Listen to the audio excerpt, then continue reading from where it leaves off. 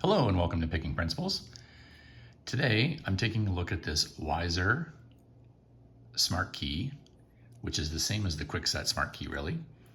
And when I first started to tackle this, I got my tensioner, and there's a lot of room down here at the bottom of the keyway that you're never going to use because you're going to pick from there.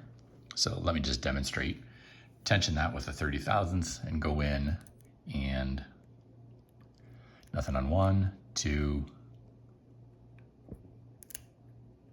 3, 4, 5, and go through the whole thing. Put as much or as little tension as you want on there, and nothing will stick. Because this is not the same as the old Smartkey that I used to have. It is not a generation 1 or 2, whatever the other one is. I think this is a generation 3. And because of that, and I think it might have been Rook Knight who said something about tensioning through the little Smartkey hole there, the reset hole, I couldn't tension it. I couldn't get the sidebar to lock. Now, it's pretty easy to pull the back, pull this thing out. Hope I don't make a liar of myself here. There we go.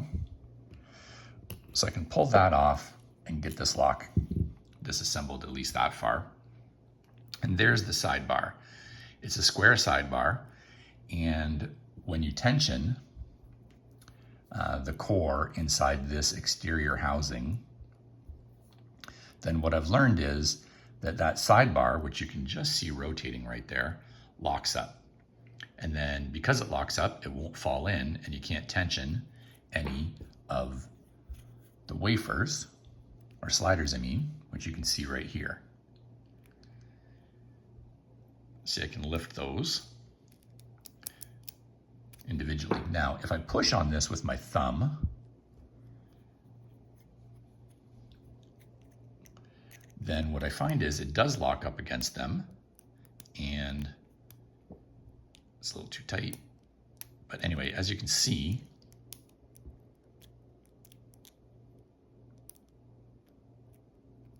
hopefully, I can get them to stay. So you can see that slider 1 is now up, and when I let go of the sidebar, it falls down. So I've got to be able to tension that sidebar. So like I said, I think it was Rook Knight who talked about tensioning through the little Smartkey hole. Many others have talked about this. So there's a cutout and a ball bearing right there. And you can access that if you come in sideways. You can access it, go through here, and then slide through this channel, over top of this, and through this channel, thereby tensioning that sidebar. So I went about looking for some way to do that, and measurements from other people led me to believe that I wanted to come up with something similar to this. Maybe use 2 different things to insert, no longer than 50 millimeters, no wider than 1.6 millimeters, and make 2 different ones, thickness of 0.3 mil and 0.11 mil. That's at least the recommendations I got from someone else. So I grabbed a pop can and I cut a couple pieces. They also talk about putting a bend in the tip. This one never really worked out well for me. This one, however, you can see, depending on how it's bent, I can insert it in here, and it will slide through, and it's not bent well because it doesn't go in the second one.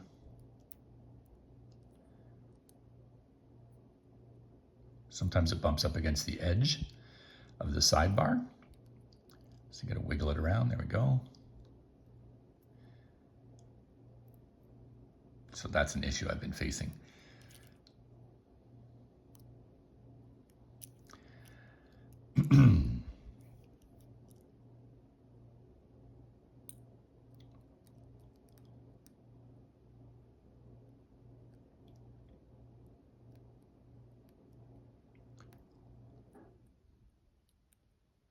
Now this is super thin. Bent my tip backwards. See that? It'll never slide. I got caught up on the sidebar.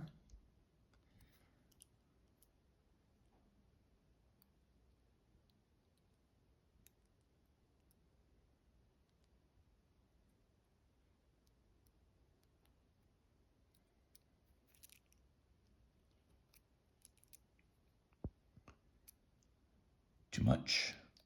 If it's bent out too much, it just pops out the second one.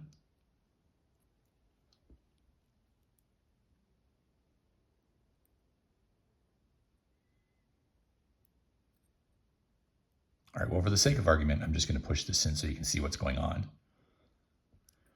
So that slides in. Unfortunately, it's not thick enough to allow me to have any of these sliders stay up. So I thought, well, maybe a second one, using that first one as a guide, you know, get in there. Then I got a paper clip, and I hammered a paper clip down. You can see it's really rough. And tried to get that to go in as well because it's a little bit thicker.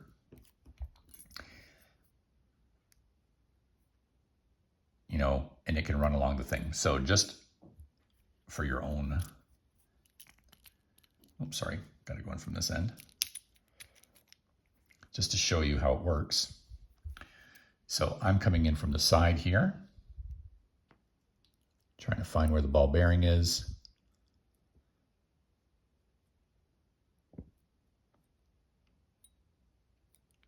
And I've missed it because I could tell because it slid really easily, and now you can see it poking through the back there. See that? So I've missed the slot, which is again bent it. It's right at 9 o'clock, so we shouldn't miss it.